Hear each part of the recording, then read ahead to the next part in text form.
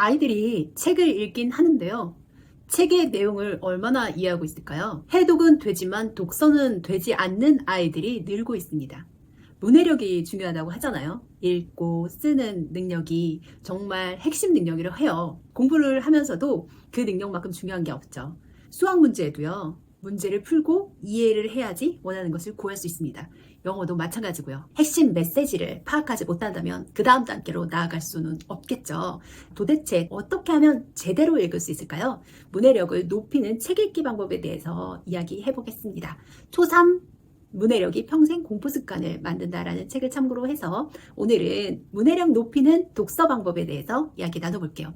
책을 읽기는 하는데 도대체 내용 파악을 어려워합니다. 아이들이 짧은 동영상에 노출이 많이 되다 보니까 더욱 그래요. 책을 읽기도 싫어하지만요. 조금만 길어도 무슨 내용인지 알고 싶어 하지를 않습니다. 도대체 머리를 쓰기 싫어한다는 느낌이 들 정도인데요. 그럼에도 불구하고 우리는 책을 읽어야 하고 책의 내용을 제대로 파악할 수 있어야겠죠?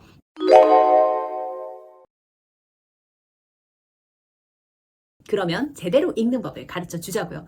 책을 읽을 때요, 핵심적인 내용을 알아야 할 텐데요. 그거는 어떤 방법으로 알 수 있을까요? 그래서 핵심 내용을 찾아내는 방법은 무엇일까요? 첫 번째, 중요 핵심 단어를 찾아보는 방법이 있습니다. 핵심 단어가 뭔지 아이들이 어떻게 찾아요? 무슨 내용인지 모르는데요? 라고 하실 텐데요. 핵심 단어에는 비밀이 숨겨져 있죠. 바로 가장 많이 나오는 단어가 핵심 단어일 가능성이 많습니다. 빈도수를 보면 돼요. 우리가 한 문단을 읽었다고 해요. 그 안에서 가장 많이 나오는 단어가 핵심 단어일 가능성이 높죠. 그렇게 핵심 단어를 찾는 연습을 하는 겁니다. 두 번째는요. 그 문단에서 가장 중요한 문장을 찾아봐야겠죠. 어떻게 찾을까요? 논설문 같은 경우는 제일 앞에, 제일 끝에 두 갈식이나 밀갈식으로 자기 주장을 넣잖아요. 맨 앞이나 끝에 가장 중요한 내용이 나올 수 있음을 알려주면 좋습니다.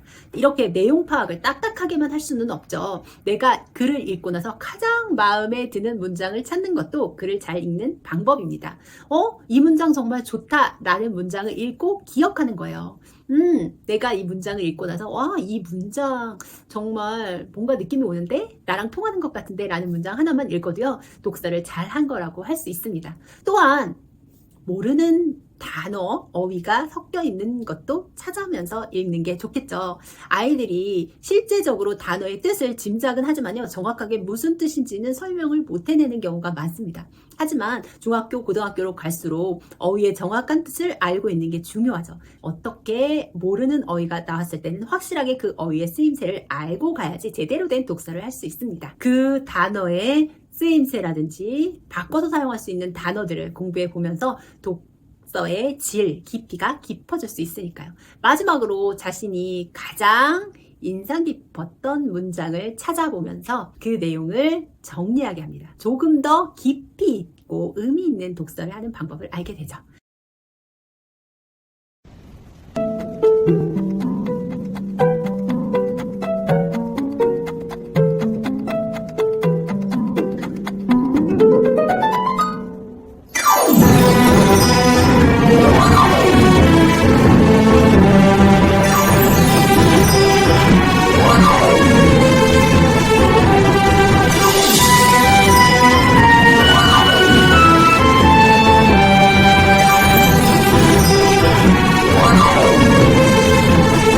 이렇게 독서의 기본적인 틀을 깔아놨다면요. 이제 좀 더 깊이 있게 독서하는 법을 알아볼까요? 우리는 질문을 통해서 핵심적인 독서의 내용을 정확히 찾아낼 수 있습니다.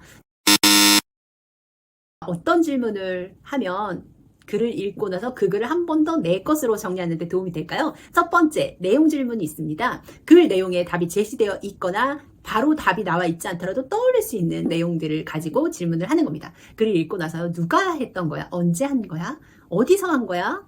언제 일어난 일이야? 이런 질문을 해보는 거죠. 그러면서 글의 내용이 핵심적으로 정리가 됩니다. 두 번째는요, 느낌에 대한 질문이죠. 내 마음속에서 느낀 감정이나 떠오르는 기억, 연상되는 이미지에 관해서 물어보는 겁니다. 도대체 이 글을 읽고 나서 어떤 느낌이 들었어?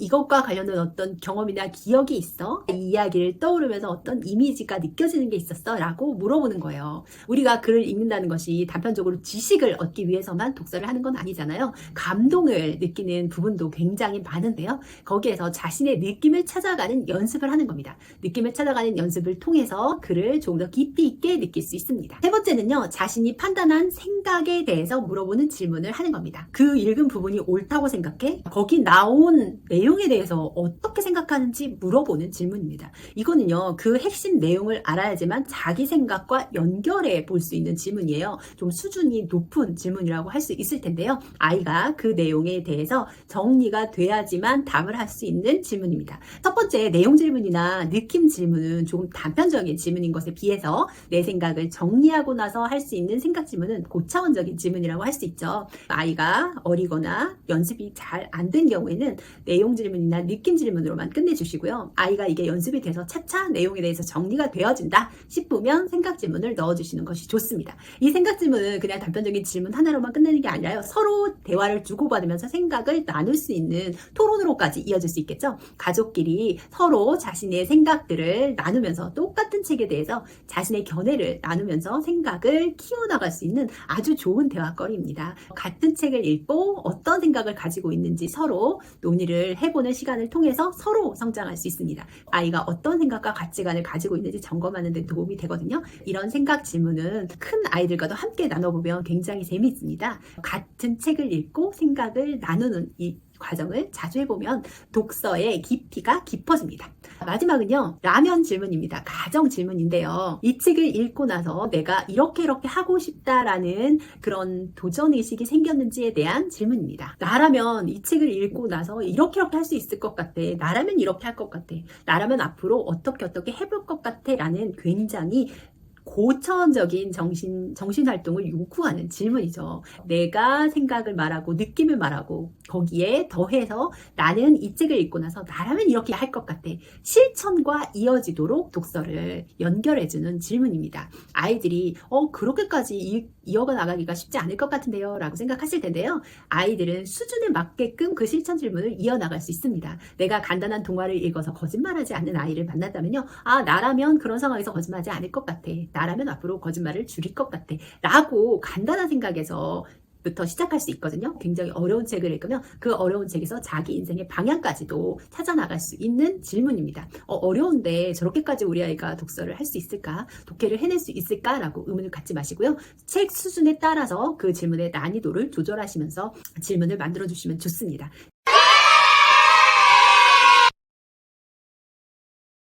자, 책을 읽고 나서 이런 4가지 종류의 질문을 하게 되면요. 책을 단편적으로 읽는 해독에서 넘어서서 독서로 나아갈 수 있는 연습이 되니까요. 이 질문들을 통해서 이 질문을 가지고 독서에 임할 수 있도록 도와주시면 어떨까 싶어요.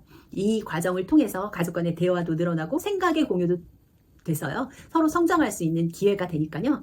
독서, 문해력뿐만 아니라 가족 간의 서로 가치관을 나누는 데도 도움이 되는 활동일 것 같습니다. 오늘은 독서 어떻게 하면 제대로 할 수 있을까? 문해력 어떻게 하면 키울 수 있을까? 문해력의 바탕이 될 수 있는 독서를 제대로 하는 방법에 대한 이야기였습니다. 중학탐구생활입니다.